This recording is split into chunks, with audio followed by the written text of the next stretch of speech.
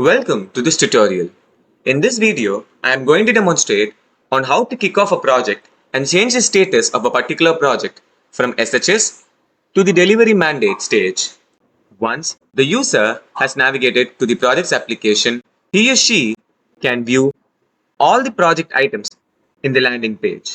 Here, if we notice these statuses, there is the SHS status, the delivery mandate status, and the execution state. Once a project is created using the new project button, after successful completion of the creation, the project is initially present in the SHS stage. If we click on it, the particulars in order to change the SHS state to delivery mandate are displayed here. These are the various particulars which need to be agreed upon and checked before the project can be kicked off. And once all the respective personas related to this particular project confirm the same by ticking here, the admin persona can provide the cost centers for the individual items that were declared for this particular project during the creation of this project.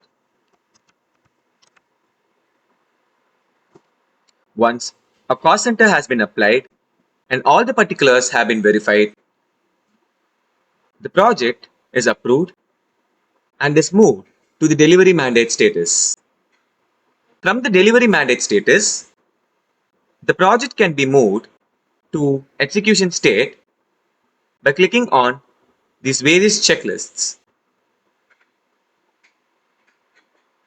Once all these particulars are approved and confirmed for the particular project, the project can be launched. And the project is then moved to the execution state. After this, the project manager who is allocated can do the needful and add various items, activities, and kickstart the flow of the project. Thank you for watching.